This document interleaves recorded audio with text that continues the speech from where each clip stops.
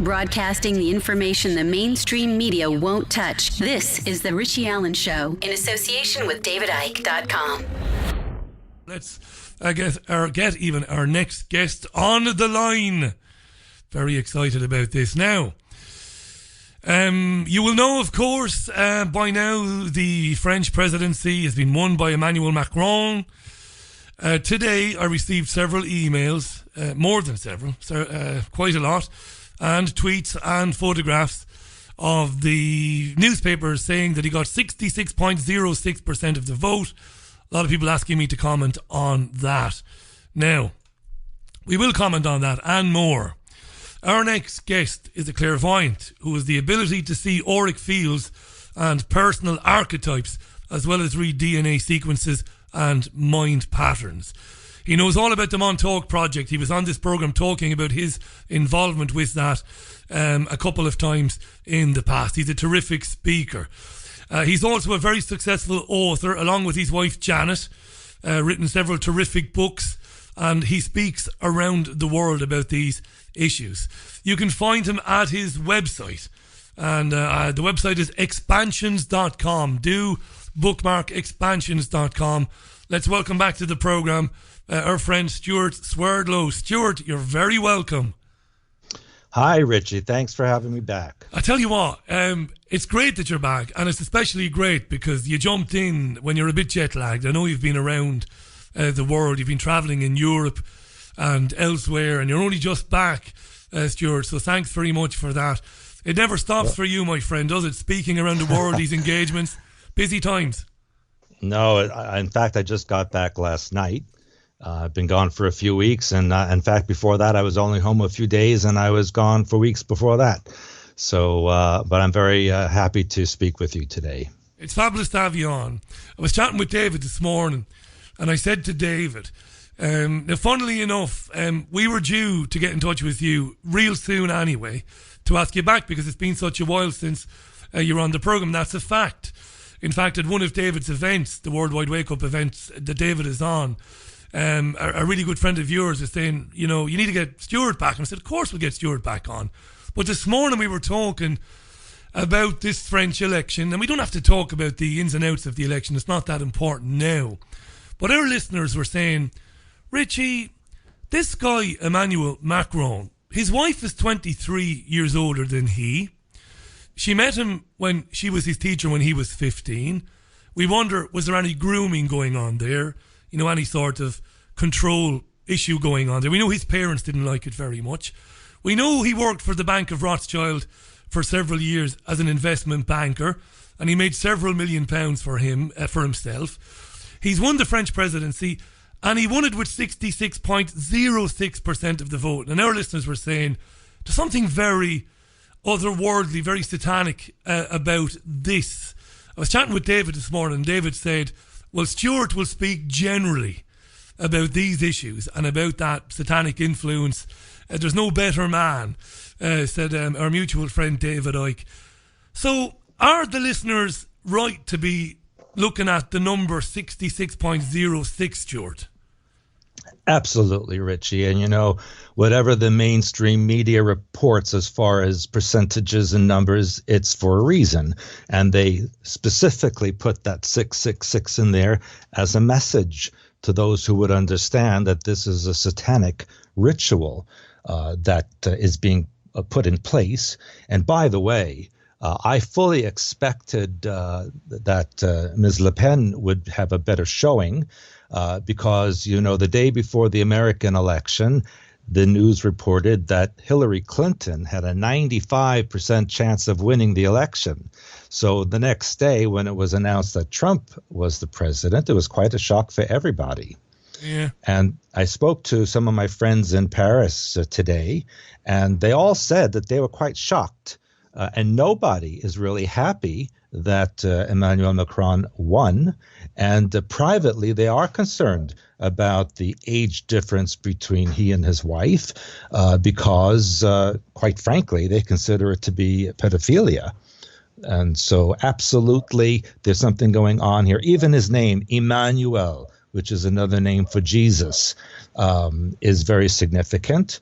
And when we talk about Paris, and I've written about this in some of my books, that Paris really had an original name of Par-Isis, which means it was an ancient Egyptian settlement, which then morphed into what we know today. So very big symbolic images here. Yeah, the knowing that you were coming back, and I'm really not, kissing your backs. I'm not. I get accused of it, but I'm not. We've gotten loads of tweets on you coming back with questions for you. People really excited that you're back on the programme. And Louise has listened to the programme in Dublin, and she said, Richie, ask Stewart about the long game. Could it be possible, Louise asks, that guys like Emmanuel Macron are chosen way back when he was in his teens, and she's playing some part in that? Because it's funny. That was basically the gist of Louise's email. Do they play the long game? It's interesting, Stuart. All the media are saying today, they keep referring to her as his mentor. They're not saying she's his wife. They're saying she's his mentor.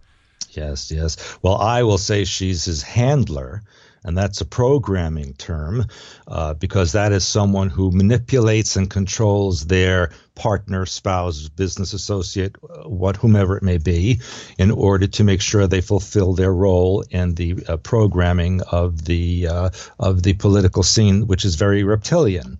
Absolutely. He had been chosen from the beginning to reach this point. But I must say that the age difference between Emmanuel Macron and his wife is basically the same as Trump and his wife, except because it's a male being older. In the U.S. case, not too many people are saying very much. But the interesting thing, which is kind of similar yet a little different, is the pedophilia aspect between he and his wife.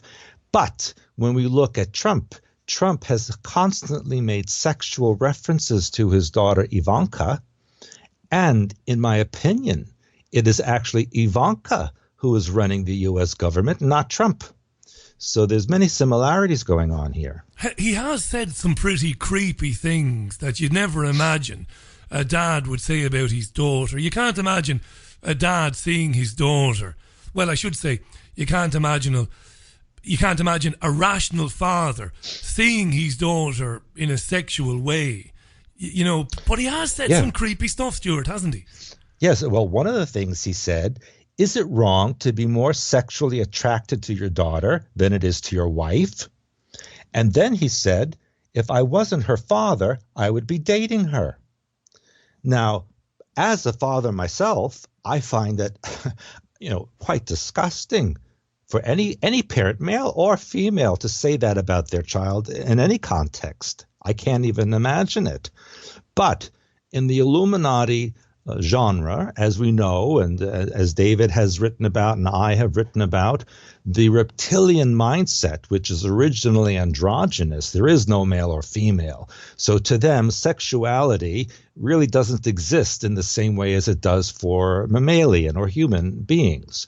For them, it is the ends to a mean. The ritual is a formula that they perform in order to get a result. So from that perspective, these comments really are not so shocking from an androgynous point of view. It's only from human society that we feel that is very appalling. Stewart Swerdlow is on the programme, folks. Terrific to have him back on. Expansions.com is Stewart's website. Let's talk about the ancient satanic reptilian religions, and let's talk about these elites and their uses of and their adherence to, and the importance of these religions and the symbology, Stuart, that, because many of our listeners know much more about this than I do. I came through this information through originally David's books and then through meeting people like yourself. The symbology, the numerology, it's out there. Isn't it funny that people like Madonna and Katy Perry, as was mentioned on davidicke.com today, came out very quickly to endorse Emmanuel Macron. They said it was a wonderful thing. And if you look at the videos of Katy Perry and Madonna and people like that, they are chock full of satanic symbolism, aren't they? Absolutely correct. They certainly are. And Madonna especially, sticks her opinion into political situations which a global entertainer should be not involved in political situations and should not be commenting on such things. But we're seeing more and more, both in Europe and in North America, that these entertainers or global icons are saying these things so that it can reinforce the public opinion. It's kind of like Simon Says, when these icons say something, everybody must follow. When Britney Spears shaved her head, the next day, thousands of people across the world shaved their head. They didn't know why. It's only because she did it. So it's like monkey see, monkey do. Unfortunately, it's all involving mind control and programming. Stewart, I've had a comment from Rob. It's not a comment, it's an email. It's a long email. But early on in the paragraph, he asks about the swearing of allegiance to Lucifer or to Baphomet. Do we think that these characters like Emmanuel Macron and others, do we think that privately in rituals they are paying homage to Luciferian, I don't know whether we say not artifacts, but images or statues? Talk to us about that and how common and how prevalent we think this might be and how much it might be going on unknowns to us. Absolutely. They are involved in this reptilian religion, which goes all the way back to Sumer, as you have known from David's work and my own. And in Sumer, and in much of the Middle East, as you may remember from history, they worship the astral entity Baal, which demanded human sacrifice. And in the Sumerian language, the name for the priest was Kana. And so when you spoke to the priests, they were the Kana Baal, the priests of Baal. And from that word, Kana Baal, we get the carnival and cannibal. Because once per year, they would have these huge statues erected in the name of Baal, and then they would sacrifice children, burn them alive, so that they could purify the society. And then the priests will devour the flesh, the burnt flesh of those children, in order to symbolize the ingestion of the purity in the name of Baal. And so that has gone on ever since then and spread across Asia and into Europe and North America and so on globally now. So that is the kind of religious symbolism and ritualistic practices that these people perform pretty much on a daily basis. And they give out symbols to the public. For example, what they announced today as Macron winning 66.06%. This is a symbolic message to both the other rest of the Illuminati and to the world who would understand it. And they're worshipping what they see as Lucifer, as this entity. Is again, this is a question from a listener who said, "Don't read my name out, Richie." I could make up any name, I suppose. But the listener says, are they worshipping what you and David know as Archon energies or an archontic energy? Is that what they're really worshipping? They see it as Lucifer or, in the many forms, the Baphomet figure and these other figures. Is it actually Archons they're worshipping? Well, again, that word has many meanings depending on the source of the information. Archon, yes, can refer to the ancient reptilian settlers or colonists on this planet who created the original civilization and who control and manipulate everything now. Now, from my personal research and investigations, I know they were not the first ones, that in fact, eons before them, there were huge scorpion-like beings who actually existed on this world and were the original Archons. And when the Reptilians came, they took over from them. So that's just some basic or background information. But the reptilian religion, which is centered from the lower and middle astral realms, worships these entities and invokes them in order to fulfill whatever they want to accomplish in physical reality. And these beings do occupy the bodies of human beings and other creatures in order to fulfill their goals. So yes, they absolutely are related to what you had mentioned. And they created this dreamlike virtual reality world, Stewart, did they? That we live in. Yes. Absolutely. And, what people need to understand is that the programming or the mind control which creates this virtual world is centered in the reptilian brainstem in the back of your head, where it goes into the left and right hemispheres of the brain.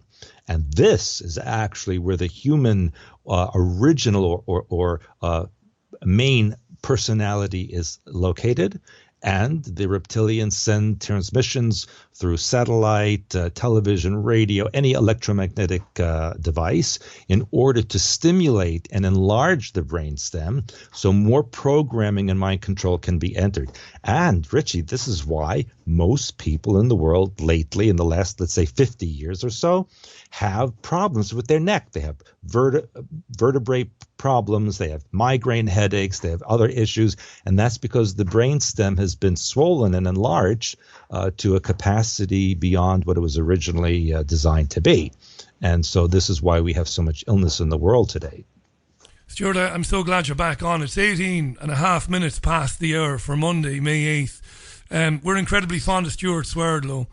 Go to expansions.com. Stewart was involved with the Montauk Project.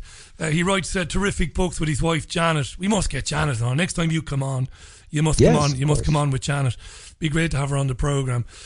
Stewart has known David for, generations, eons, let's say, writing and talking about these issues, these really serious issues. How do you feel now when some of the top guys at NASA, and in fact we were lucky enough to have Rich Terrell on the programme recently, who's still NASA's top guy, space exploration. Rich, actually, I couldn't believe he came on, knowing that, we make programmes on davidike.com, knowing that we speak to Stewart Swerdlow and Jordan Maxwell, and he came on. I thought it was brilliant. How do you feel when guys like that come out now and say, yes, this is a holographic universe? We believe that. You must be thinking, hallelujah, people are finally starting to see it. Well, I do actually think that. And in fact, in one of my books, a Blue Blood book, which I wrote maybe 16, 17 years ago, I wrote a lot of things that I predicted to happen in the future and announcements that would be made. And over the years, a good chunk of those have come to fruition. And I am also kind of surprised the admissions of the so-called conventional organizations like NASA and so on. But I also know that they are preparing the population to accept certain conditions and events that they're preparing in the very near future. And so in order to accomplish this, people from the conventional world are making statements to kind of connect in a sideways manner to what they are going to put onto the population. For example, they have announced, NASA has announced in the last year or so, there are 300 million Earth-like planets out there. Our galaxy must be teeming with life and so on. Well, that's to prepare for the staged alien invasion, so that first the population has to accept that there is a possibility of alien life. And once they do, then they can accept that this alien life is attacking us. Yeah. And that is also what they have said in the past. Hawkins had said that, when the aliens come, they're going to be hostile, you see. So it's all a preparation. And so the information being released, people should realize is two-sided. Yes, it's nice that they're finally telling a bit of the truth, but why are they doing it now? What are they preparing the population for? This is massive, Stuart, massive. And what's coming into my head listening to that is, we know about the global depopulation agenda. What a wonderful way to get rid of a couple of billion people than with a staged alien invasion of some description. And you can wipe out millions. I mean, all the wars in the world haven't been, enough or sufficient for them to get rid of, enough numbers of people, of us. I mean, that's fascinating, the possibilities. Funnily enough, I was going to ask you about, the death and destruction, the wanton death and destruction we see in Syria and in Yemen. As you and I are talking tonight, Yemenis are being blown to pieces by Saudi planes using British weapons. And a mutual friend of ours was on this programme before, Jordan Maxwell, and he said, Richie, people think it's about territory and about oil. But he said, people like David, people like Stewart will tell you they're making blood sacrifices to their gods. And it blew my mind, Stewart. That's absolutely correct. It is a ritual sacrifice, but it's another level, which I will tell you something about now. Places like Syria and Iraq and Afghanistan and Yemen, to be quite honest, most of the world doesn't care about those locations or the people there.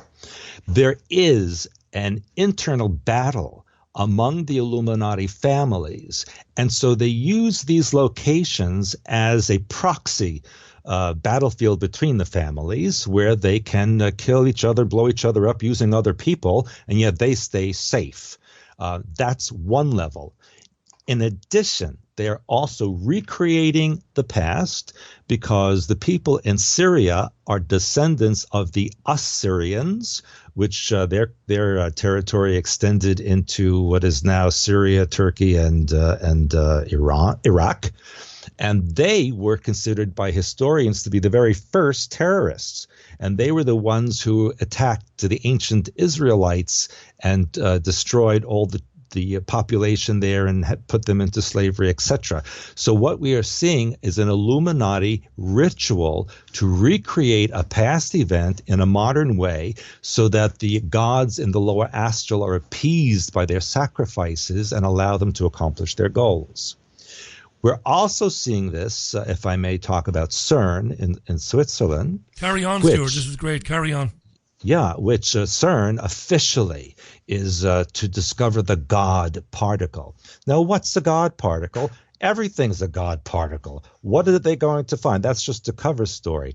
I find it interesting that the Vatican has an office in CERN underground, and I had a client who was a nurse in CERN, and she said there are subterranean tunnels that go under the lake, Léman, the Lake Léman, otherwise known as Lake Geneva, and goes into Italy and France and other parts of Switzerland, and that she said she treated workers in CERN who had injuries that were so bizarre, when she asked them how they got them, they refused to answer, but she knew they had been in the tunnels.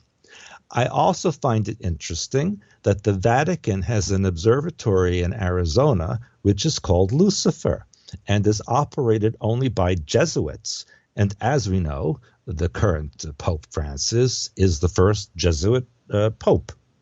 And I believe he will be the last Pope before the New World Religion is installed. So we're seeing all these pieces come together finally and actually becoming public in a way that the population can slowly absorb in a way that they can understand, which is very primitive, of course. But this is all part of the scenario of what's going on. Stewart, this is so important, and as you're talking, comments and questions are coming in on CERN and on the Vatican and on the Pope, funnily enough. Yes. Jean Ann, who's a great friend of mine in Dublin, great actress, Jean Ann, she's listening to this with great interest. What did Stewart think of the ceremony to inaugurate the tunnel at CERN last summer? It was the ugliest, weirdest thing, she said, and all the EU leaders were there. Go ahead, Stewart. Yeah, the Gotthard Tunnel in Switzerland. Yes, very significant. I mean, there was the most blatant thing I've ever seen, where they actually had the image of Baphomet having sex with the participants in the ceremony there, and using the 9 workers who were killed during the building of the tunnel, showing them as a ritual sacrifice to Baphomet. And everyone basically stripping down and showing their derrieres. But, there's a reason for that. And if I may say certain things on your show, there's a big push now on the media and in advertising to show the your backside. And they're even creating pants that zip down the back to expose your backside. Now, in Illuminati ritual, anal sex is the method through which the astral entities can enter the body and occupy what is called the vessel, or the person who is used to have the entity occupy the body. And it is done anally. And that's why they're promoting this now and telling people to take pictures of their backsides in various locations and to wear things that expose this location of the body, etc. At the same time, and of course they always do things in many levels, at the same time, the conventional media is saying that the new meat that people should have is goat meat. And of course, Baphomet is represented by a goat, and it's a ritualistic animal. They're showing people wearing goat horns, goat masks, goat heads. So it's all coming together as a preparation for the installation of the New World Religion, which will follow the staged alien invasion and the second coming of Christ, which will also be staged. Stewart, again, I couldn't over exaggerate the amount of comments coming in. Tommy Mooney, gotta be an Irishman, Tommy. And I know he is, in fact. Tommy tweets, Richie, ask Stewart about the reptilian hall design within the Vatican. Very, very good question. And as I mentioned, I once mentioned, I had a client who worked in the Vatican. She was a spokesperson for the Vatican and worked originally with Ratzinger. Perfect name for the Pope, I think. Yeah. And she said to me that some of the things that she mentioned that she saw in the Vatican was so horrific to her, she can't even discuss them because she's afraid for her life. And she said that the bishops told her that they themselves do not believe in Catholicism, that this is something for the people, that they believe in something else, which was very lower astral, satanic. They practiced sexual homosexuality in the Vatican, ritual sacrifice, etc. And they told her, and you know, I teach color therapy, and I also teach that the color bright red and dark red is an astral ritualistic color for Satanism, sexuality, anger, etc. And they told her that whenever she was to give a speech in the public on behalf of the Vatican, she was to mentally exude red, bright and dark into the audience so that they would be afraid and fearful and listen to what she said and be afraid to say anything else in repetition. And so this was very, very fascinating to me. And the Vatican is heavily, heavily involved in the installation of the New World Religion and the staged invasion. Remember, in the last few years, the Vatican, for the very first time, said that there are alien beings and they are our brothers in Christ. But beyond that, the Vatican said, these aliens are already under the grace of God and therefore do not need to do anything else.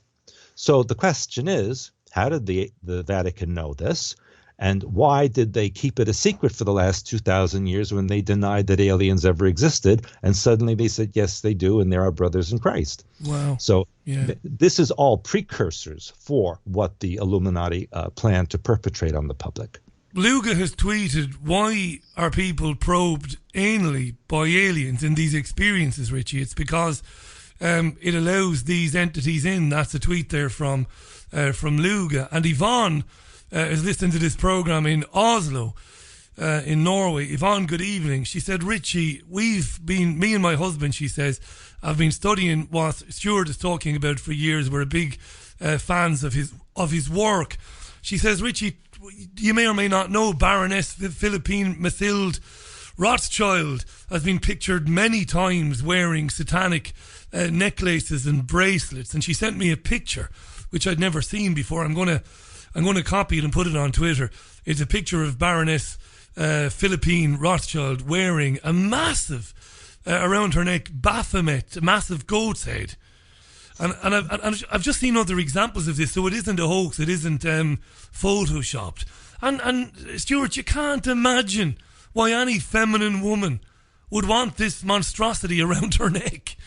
Well, it doesn't that's look because nice. they're not a feminine woman; they're androgynous. Yeah, you know, and as you know, in the last few weeks, a lot of information has come out about certain public figures who are not the gender that they originally claimed to be, and so this is becoming more and more popular.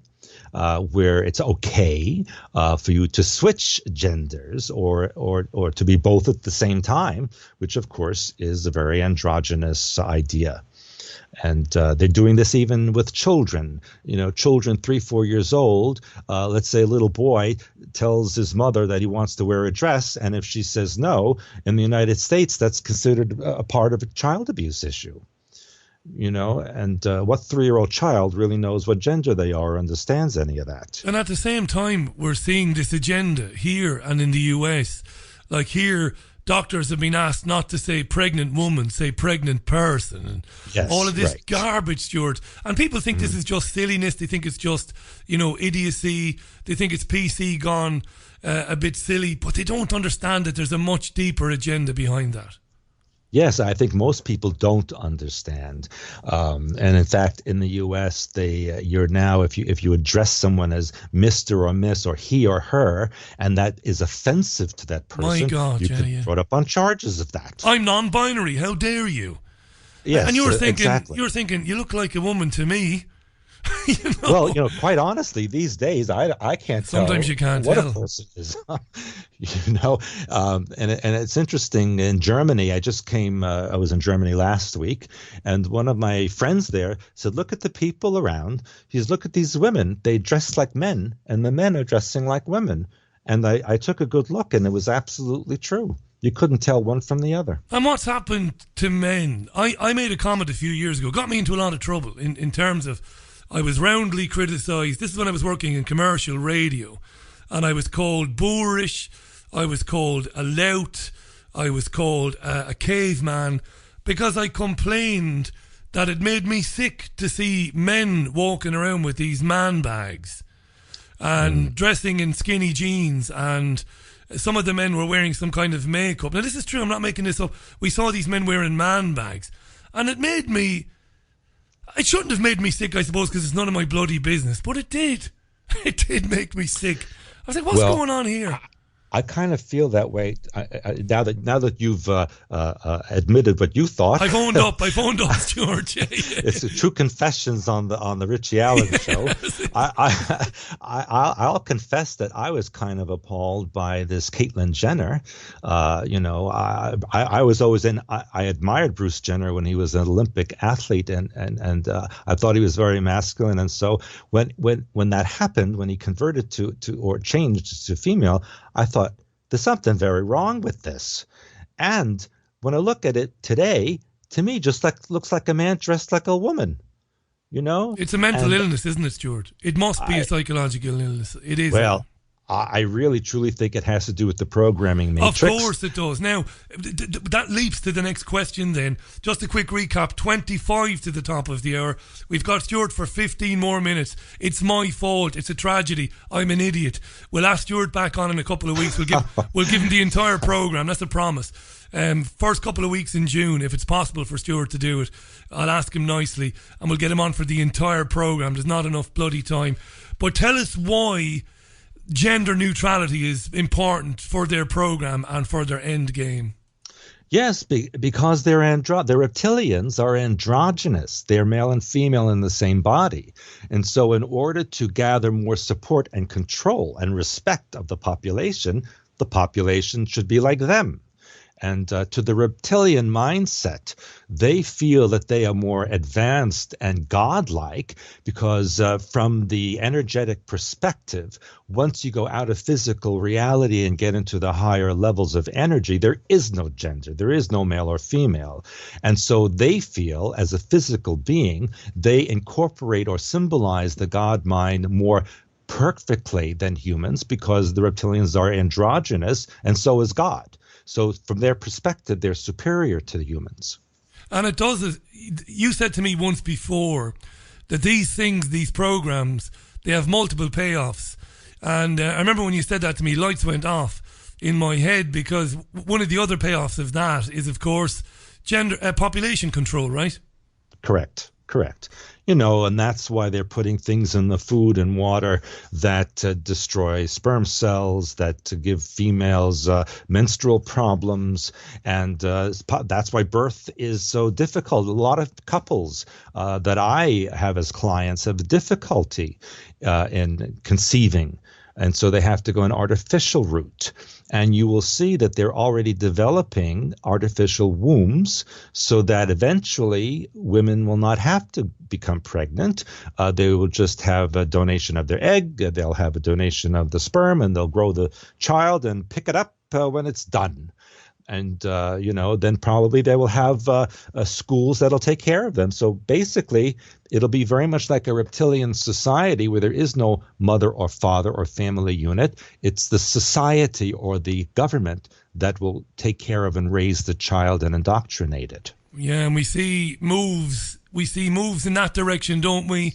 The schemes in Scotland to have a named person for every child. Right. And I know. Jesus, I have friends in Scotland that told me about that. You know all about it. Expansions.com is Stewart's website.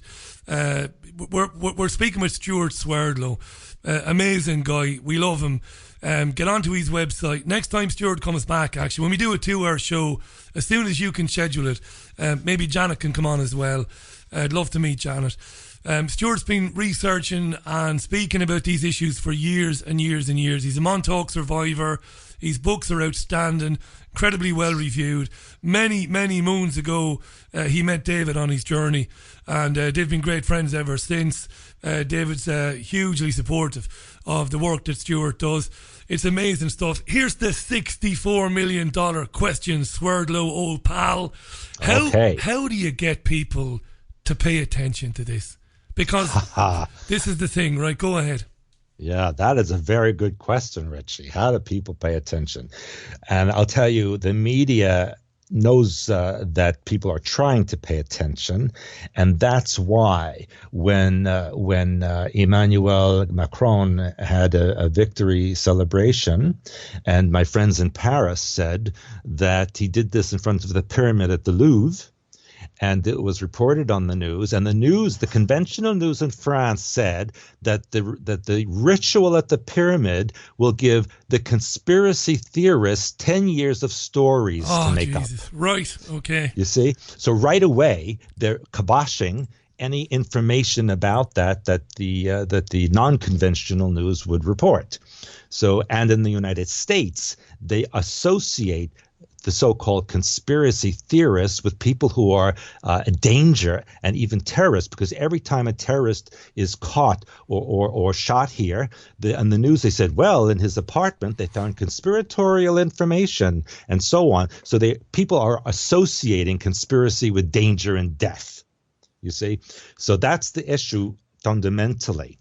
But all we can do is tell the truth as often as possible to as many people as possible. And I always say, know your audience. I'm not going to go into the Catholic Church and give a speech about what I told you about the Vatican. It's just not, but you have to know who you're speaking to, and you have to use the right words. Come what may, people can accept or reject. But I do believe in the very near future, and I'm starting to see it now, that what happens in the world will be so obvious that people will question it no matter what the media tells them. This is brilliant, Stuart. You're talking about meeting people on their level, and that's not to patronise them or to claim that you're more intelligent than them. It isn't, but you've got to engage with people on the level they're at, and you would hope that, somebody who's got information to impart will engage with you on the level you're at. I mean, the greatest guests on this program over the years have been the guests who've been able to see where I am, as the presenter, and where my listeners are, and meet us on that level and say, well, listen, this is what I've got to share with you. I think you're absolutely bang on. What about the idea that ultimately the solutions to this don't lie within the 5 sense reality? that they lie outside of it, that we collectively have to tap into the levels of ability within ourselves that we're not even aware of yet in order to get out of it. Absolutely, and that's the work that I do. And I state that humans as a species have a victimization mind pattern. And so that's what attracts these tyrants and oppressors who are simply fulfilling a role that we're giving them. So we can't blame the Illuminati and all these things going on. We must take responsibility and say, yes, we are projecting this out from our own mind patterns. And the solution is to change the way we think. And I'm sure that many people listening have heard me use the analogy that thoughts are like film. The brain is the projector, and physical reality is the screen. So if we don't like the movie that's playing around us, we have to change the film, which is the way we think. And that's what I do in my work, is to teach people how to release the low self-worth, the self-sabotage, the victimization, the self-punishment, etc., that attracts these experiences in the world. So if we teach ourselves and release this from our own minds, and we teach others to do it, eventually it will reach a critical mass that will spill out over into the rest, and then we can change this world. Fantastic. Chris Piper tweets, thanks for the show tonight, Richie. Interesting comments from the listeners and from Stewart about eating goat meat. I believe that all animal slaughter is part of the global system of sacrifice, and then people eat it, and the low vibration as it comes with that. Best regards, Chris. Now, I know Chris is a vegetarian. He might be a vegan, Chris. What do you think of that, Stuart? What do you think of that comment? Well, I always get myself in trouble, Richie, when I answer that question. But I have to turn a bit to science about that and then to the spiritual side. And I understand how vegans and vegetarians think. I do understand that. But I also want them to know that plants have feelings too. It's just that they don't verbalize them. But it's been documented that plants pick up the energy and that they are afraid of being picked and eaten as well. So, you can't, and there's no such thing as a real breatharian that I've ever come across. But I want people to understand that human DNA is made up of 4 animal protein bases. And so your RNA in your cells reads these in order to replicate the instructions of your DNA and recreate your body. So we need like material to put into the body in order for the DNA to be replicated properly. Yes, we can have vegetable protein, but it's not animal protein, and therefore you do need to have animal protein. I don't believe in the way they slaughter the animals now. I think that is mean and cruel, but there are organic ways of doing it that can be done in a humane way, and the animal does not project negative energy, and then we can assimilate that and recreate the body. Unfortunately, all of the vegetarians and vegans that I have as clients, they're extremely anemic. Sometimes they get mentally confused. They're not very strong. I'm not criticizing. I'm just saying that this is the result of not having enough protein in the body. Yeah, and of course, vegans and vegetarians will always disagree, and we could go back and forth on it all night. I'm not a vegan, nor am I a vegetarian. I'm like you. I respect everybody's opinion, and I genuinely do. We have Stewart Swerdlow on the line tonight. It's brilliant to have him back on the programme. Expansions.com is the website. Get on there and bookmark it. Links there to Stewart's books as well, written with Janet. God, we're nearly out of time. 3.5 minutes we've got left. I can't believe how quick the time has gone on the programme today. Of course, we're going to ask Stuart back next month, if it suits him, at the earliest opportunity for a longer programme on these issues. Liz wrote in to say she's very worried about the occult imagery and satanic imagery, the symbolism, and the use of smartphones, tablets, and everything that children have access to today, even in schools.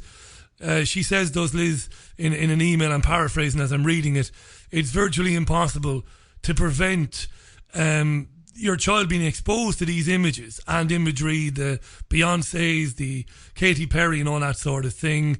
I'm frightened, she says, that I can't limit the damage being done as my developing child and his developing brain is exposed to all of this. Any words of consolation, Stewart? Yes, first of all, don't be afraid of anything. It's the fear that opens up the mind for programming.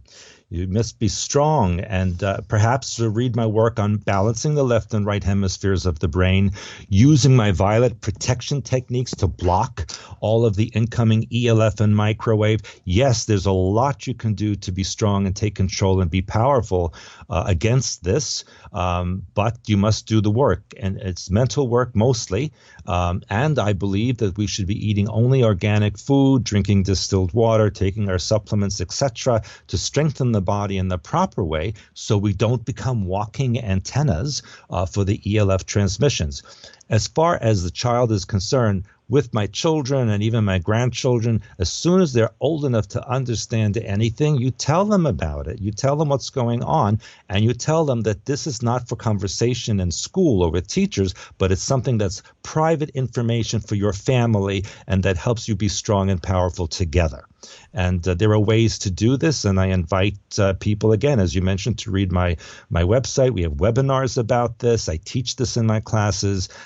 This is something that you must become proactive and do the proper work in order to prevent further contamination of the mind. Promise me, if you're not on the road, that you'll come back on in June and do a full show with us. I'm going to be gone June 5 to June 12, but other than that, I'm available. So after the week after June 12th, we'll get you back on. I'll email Perfect. you overnight, and we'll arrange a date, because it wasn't long enough, Stuart, today. It wasn't. But in light of the Macron election and in light of the numerology and all the questions we had coming in, I was desperate to cover it. And my mate was absolutely right. No better man than you to come on and talk about it. Thanks for doing it. Folks, go to expansions.com. If you don't know about Stewart, if this happens to be the first time you've come across him, can't recommend him enough. Expansions.com. Links to his books there as well, the projects he's involved in, and you could do a lot worse than pay attention to Stewart Swerdlow, believe you me. Thanks for your time, Stewart. I really enjoyed it, and I can't wait to talk to you again in June. You're a gentleman. Thank you, Richie. I appreciate very much, and I have a great respect for you. Top man, the great Stewart Swerdlow, who will be back on this programme in mid-June. Wonderful to have him on the programme today. Go to expansions.com.